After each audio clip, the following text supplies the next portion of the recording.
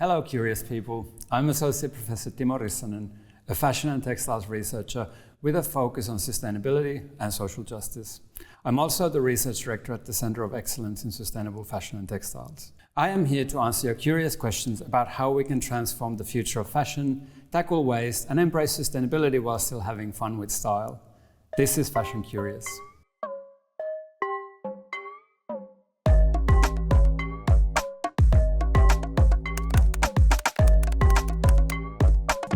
Our UTS community have sent in some thought-provoking questions to tackle. Let's get started.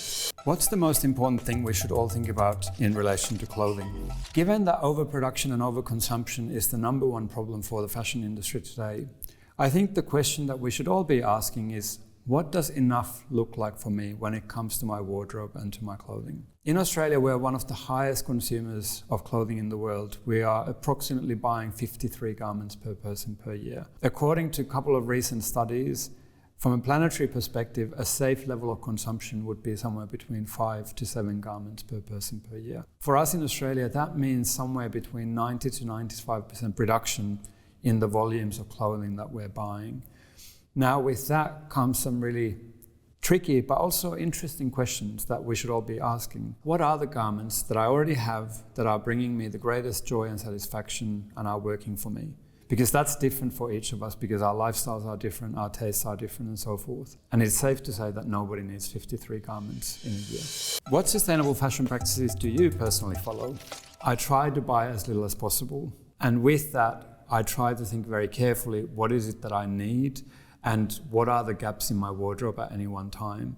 And when I do identify a gap, I try and find the best possible option in terms of quality.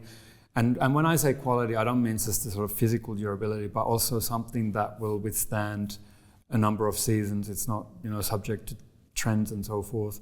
But nonetheless, I think there is usefulness in learning to resist a little bit, like the sort of perceived need to constantly be wearing the latest thing. We don't need to be doing that. I think finding your own personal style is much more important. And that also evolves, but it evolves at a much slower pace. Be attuned to what is it that I need at this point in time, who am I, and how do my clothes reflect that? So I think that is the kind of grounding for anyone to start thinking about sustainability. Can fashion and sustainability coexist while still being fun?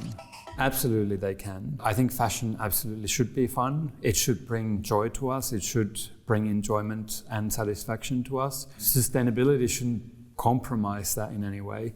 The one thing that, is different when we bring sustainability into the consideration is the volumes of things that we buy. So we do need to reduce the number of things that we buy, but there is ample research to show that does not in any way need to reduce the level of satisfaction and joy that we get out of clothing. About a decade ago, I was part of a research project called Local Wisdom, led by Professor Kate Fletcher. And in that project, we interviewed about 300 people about the kind of satisfaction that clothing brought to them. And we learned from that, from speaking with those 300 or so people, that often it's the things that we've had for 5 years or 10 years or 20 years that are the things that bring the greatest joy to us. We can be sustainable when it comes to our wardrobes and still be having great lives. What are the benefits of fashion rental services, and when should I consider renting instead of buying?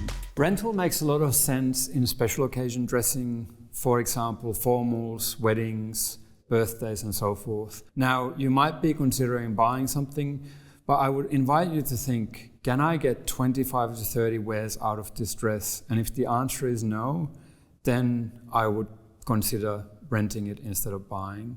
We really need to make the most of the garments that have been manufactured, and that's where rental can make a difference, particularly in the types of garments that in an individual wardrobe just don't get a lot of wear. Recently, UTS has worked on a research project with the peer-to-peer fashion rental platform, The Vault, to investigate the environmental impact of fashion rental, as well as the qualitative impact of rental on both the people who rent through it and the lenders who are renting out their wardrobes through the platform. You can find out more about the project just by looking through the UTS website and searching for the Vault. What is the role of technology in making the fashion industry more sustainable? There are many exciting developments in the field of technology in helping make fashion more sustainable.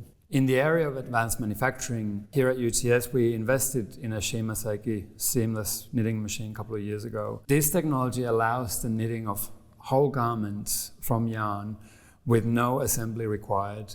And this has the potential to greatly reduce material waste in manufacturing. Another technology that's really exciting is 3D design software, for example, Clo3D, which allows us fashion designers to investigate the sort of garment form virtually on screen before we make any physical samples.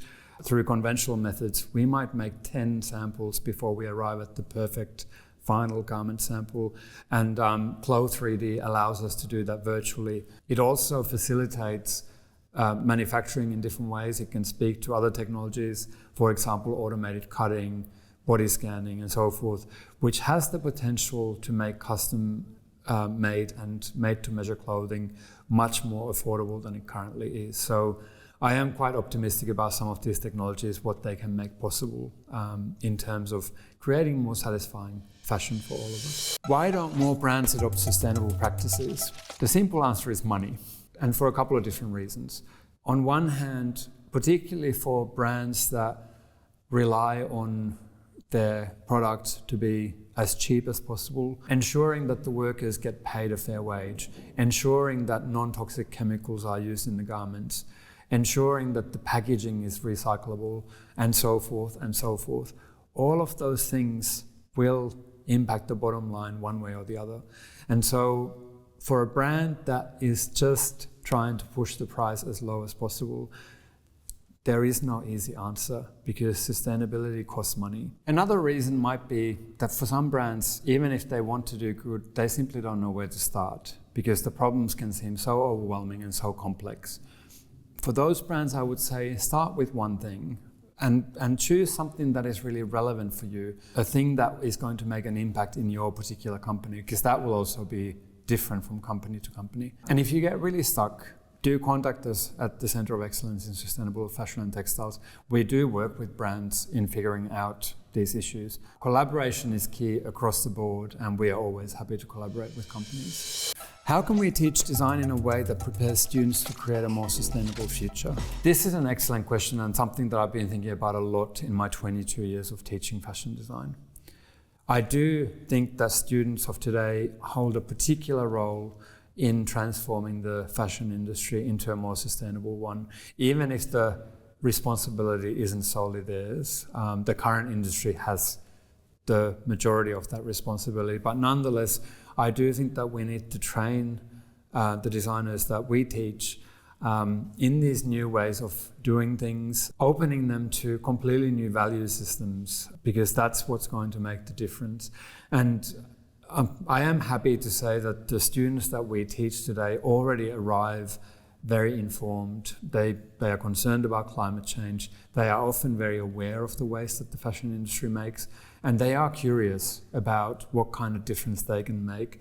So from an educator's perspective, that's a really great place to start. It really is feeding their curiosity and asking questions together, like how can we change this very complex system that is causing damage, but also brings so much joy to people. I will say that working with students has been one of the greatest gifts of my life. Who is responsible for ensuring sustainability in fashion?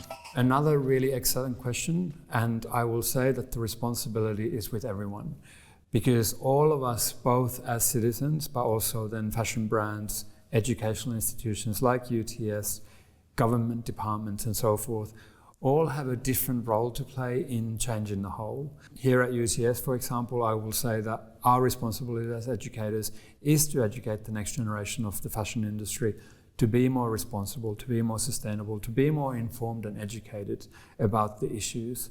Brands have a particular role to play in transforming their supply chains into more sustainable ones. There is wide agreement now that regulation plays a really critical part. And so that's where policymakers come in and have a role to play as well.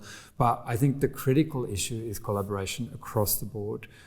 We as educational institution and a research institution have to work with fashion brands. We have to work with policymakers, and also fashion brands have to collaborate across with each other, which is quite different to how the fashion industry used to operate. It is already happening. That's the really great thing to see. It's quite inspiring to see that companies that think of each other as competitors actually come together at the table and try and solve things together. So yeah, the responsibility is everybody's, because we all have different kinds of agency in tackling the problem, and yeah, collaboration absolutely is the key. That was all the questions for today. I hope you learned something new. Until next time, stay curious.